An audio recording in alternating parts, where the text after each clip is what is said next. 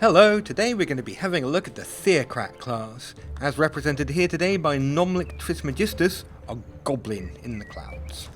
You see him here in his capital city of Rames, in the little blighted mushroom swamps, and over here to the right we see our foe, Larissa Mirabilis, a sorcerer, a witch no less. We're going to break into her city and burn her at the stake for heresy. Now, this is a scenario that we've set up so that you can sort of see what the end game will look like. And right, let's have a look at what kind of spells we can cast. Now, as a Theocrat, our spells are all religiously themed. We can mark people as heretics. We can summon cherubs, little flying demon baby monsters. We have a beacon of faith set up in our city so that it grows faster. We have paid absolution. We can force the citizens to pay us for the privilege of being members of our religion, stuff like that. Let's start off, let's mark Larissa as a heretic. Always a good place to start. So that means that we'll be able to do more damage to her units. Now we're going to be mostly focusing on the battle today, so I'm going to bring my army over here and engage. Now, we have a thing called the adjacent hex rule. So not only is the stack we're attacking engaged in battle, but all of the surrounding stacks are going to be engaged as well. So you can see that it's actually going to be our 12 units versus her 10. There could be up to 42 units in a battle if every single hex is filled. So let's enter battle and see what happens. Here we are. Nomlik Trismegistus attacked Larissa Mirabilis. I don't know who came up with these names. Anyway, so she's a defender, so she gets to go first. See what she does. We're all starting out of range. There's not much you can do, so she's going to cast haste on this fella over here. Now, this is... Oh, it's my turn. Okay, sorry about that. Okay, this is an Eldritch Horror. This is the most powerful unit that a sorcerer can summon, and it's a nightmare. It is a heretic, since Mark of the Heretic we just called, but it also has haste, meaning it can move twice as far. It has shock breath, so it's essentially a dragon breath weapon attack, but with lightning. It does spirit damage and blight damage, and worst of all, it's immune to both blight damage and spirit damage, which is a problem since goblins do blight damage and Theocrats do spirit damage. But we'll sort it out somehow. She's also got some apprentices here. They are the normal sorcerer unit, those little mini wizards. You can fairy fire, throw lightning bolts at us from the walls, can dispel magic. You also got some archers, and these guys, phantasm warriors. They're a mid-level sorcerer summon. They're very tough, doing a fairly nice amount of damage. They have the chance to shock the target so that when they hit people, the target is stunned and doesn't move as fast. Okay, now what are we going to do? What have we got? Okay, we have these guys, Goblin Crusaders. They're the best. Look at them, hiding behind the little shields. These are tier 2 infantry. Then we have these guys, Flying Goblins, the Exalted. They're tier 3. They can sweep over the walls and hopefully get into the enemy's face before their arrows can do too much damage to us.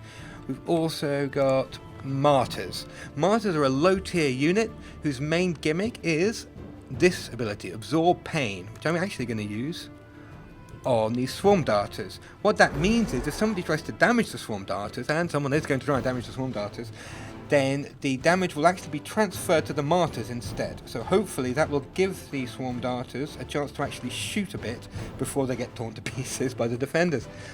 We've also got this bad boy over here, the Shrine of Smiting. This is the tier 4 Theocrat unit. It's basically a great big box of pain. Has this ability, Smiting Prayer Bolts, which does more damage depending on the more devout units we have on the field. Since we have a lot of devout units, hopefully it'll hit pretty hard. It also has Divine Vengeance, a huge AoE that we can use once per battle. Now, first things first, let's do some magic. Now, this spell here, Holy War, poor old Trismegistus, what's his name? Nomlik. He isn't on the field, so that means this spell is much more expensive than it would usually be, but we're going to cast it anyway. Holy War gives plus 10 damage to all the melee attacks of our unit, so hopefully that'll really give us a bit of an edge. There it goes. This thing's all sort of glowing and golden. The glowing glow of impending doom for Larissa. So right, let's advance. These guys are going to stand here, hide behind here. I don't think they can get into attack range yet, so have to wait for next turn. These guys are martyrs. Let's bring them over. What would be nice is we could use them to protect these exalted guys. So fly these guys over here. Now, if we want to speed things up, we can right click. Makes the current action run a bit faster. We'll use absorb pain on them, so hopefully they'll last a bit longer as well. Our catapult can try and begin to work on the front door. Knock it down. Catapults are very tough. Like all war machines, they have resilience, which means they take less damage from projectiles, so hopefully it'll be relatively safe sat there. And we have our evangelists. Evangelists are Theocrat support units.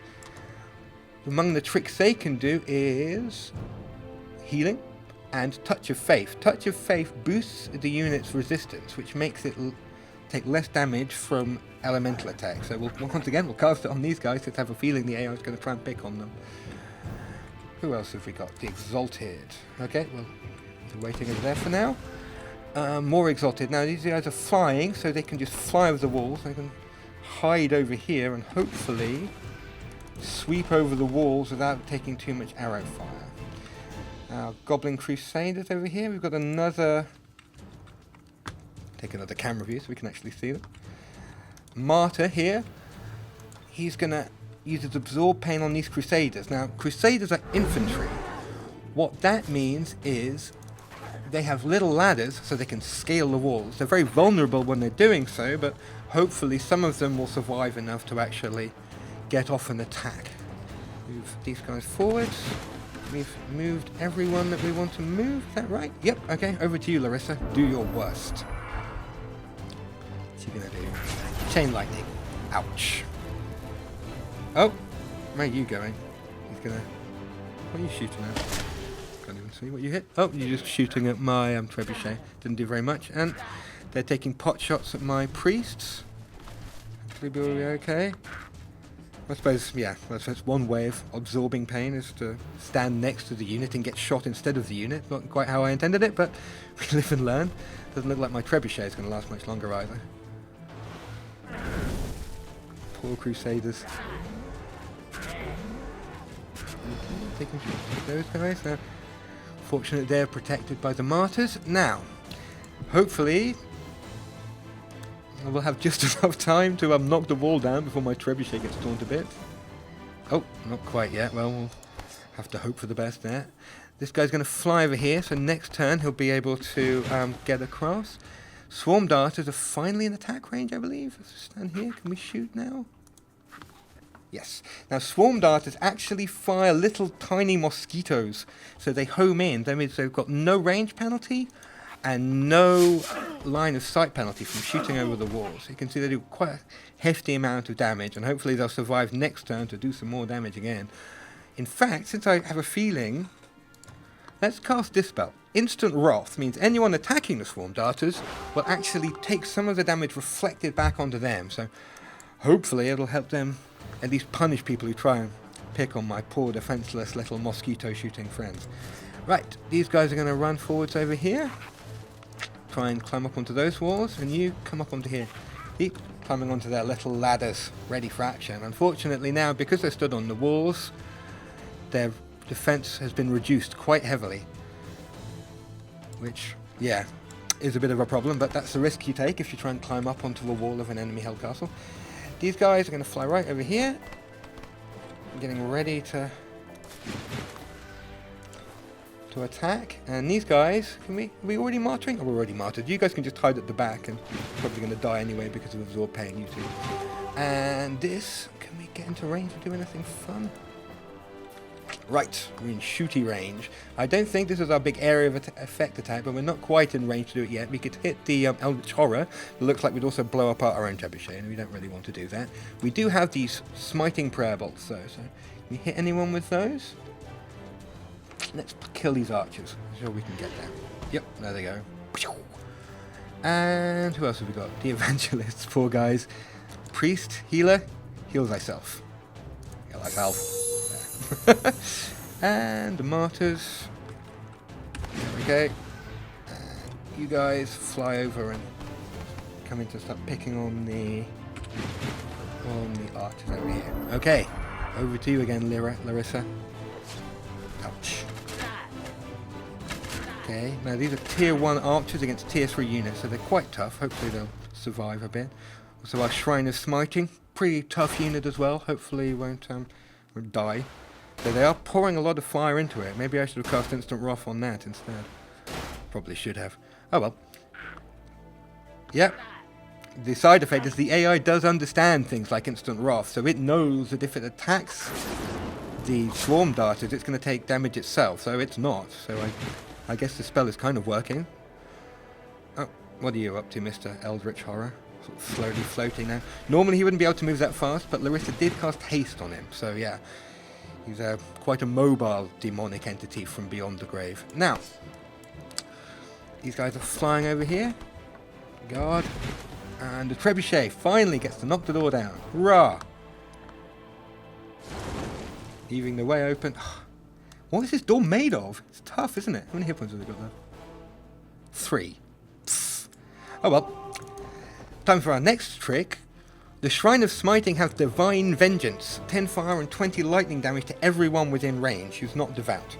So let's use it to blast these guys apart. Gotcha.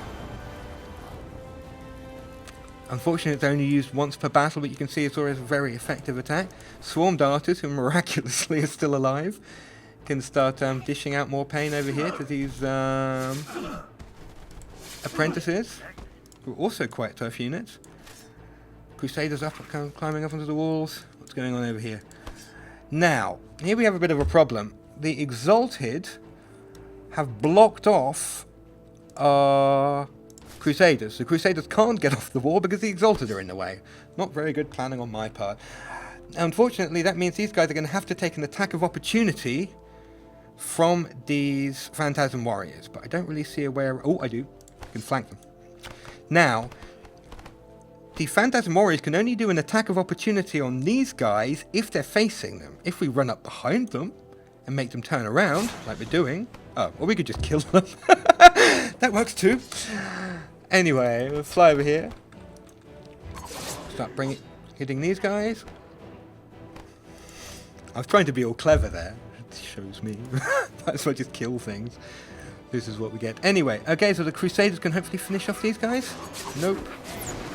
Yeah, Phantasm Warriors have the ethereal ability, I believe. No, incorporeal, that's how it's called. Gives them 60% physical protection, making them very tough to kill. So they're the tanks in the Sorcerer's army. What are our martyrs doing? Martyrs are kind of over here, so they can kind of run forward. Can you hit anyone with a rock? David and Goliath? No? Okay. Let's hide here. What else have we got? These guys might as well try and bring in some fire support. Can they do anything? Over here, in range to maybe convert the enemy? Nope, nothing in range. So yeah, just block. What else we got? More martyrs, more rocks. And... Yep, we're out of units. Can we have any spells we can cast? Nope, we're out of casting points as well. So, over to you, Larissa. See what she's going to do.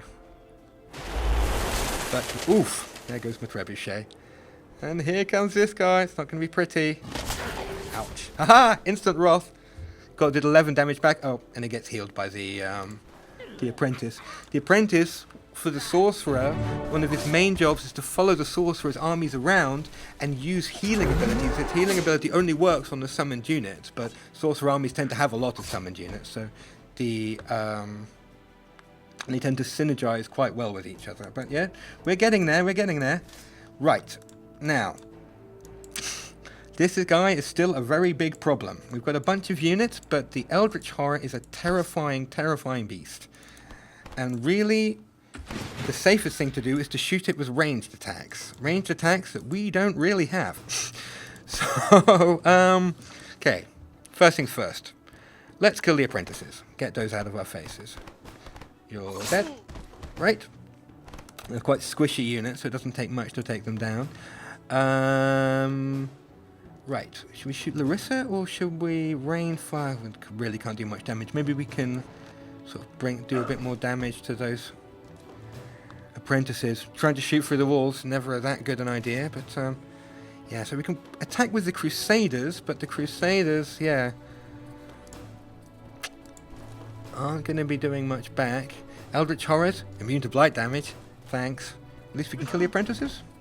Yep, kill the apprentices. And what can we do? Tier 4 units are the most powerful units in the game, and these Eldritch Horrors are certainly living up to their reputation. And yeah, this poor old Crusader. Is he going to be sacrificed for the cause? Don't really see any other option for the poor guy. So I hit him, I do 8 to 12 damage. He hits me back, does 10 to 14 damage. And he has the Fearsome ability, which means I have to roll a save, otherwise I'll panic and run away like a little girl. Oh, or I'll just die. Okay, anything else? Can we throw a rock at him? Nope. We're not even ranged to throw rocks. Are you in range to throw rocks? Yay! Suck rock. David and Goliath. Ha! 2 damage. And Crusaders, you can finish with you. Moved. Everyone's moved. Larissa's last stand. Just her and her Eldritch Abomination. She's chucking lightning bolts. She's, because of the test scenario, she's still... Oh, she's leveled up. She's level 2 now. Oh, and Larissa has officially decided there's no point in staying behind the walls anymore. The AO has decided this because it's realised that, well, I'm entirely behind the walls and there's no defensive advantage to using it anymore, so she's decided to come out and play. Now, goodbye, Larissa. It's time for your wicked, heretical ways to you to finally pay the price. Off you go. Blasted off into orbit. And then, Shrine of Smiting versus Eldritch Horror. Who will win? I'll give you a clue. It's the Eldritch Horror. The Shrine of Smiting's main damage is Spirit, and unfortunately the Eldritch Horror is immune to that. So, anything else we can do? Just have to close it down and, like, in the best tradition of religious fanatics, we are simply going to have to drown it in the blood of the righteous warriors and hope that in the end we win. We'll get him in the end, somehow. More rocks? We have more rocks? Who are you? You're a martyr. More rocks! Flanking attack with rocks? Oh wow! Actually, quite a heavy hitter if it's not hiding behind the walls. It really is becoming a David and Goliath moment. Maybe we should have just brought martyrs, left everyone else behind. Just drown the enemy in a sea of pebbles. Okay.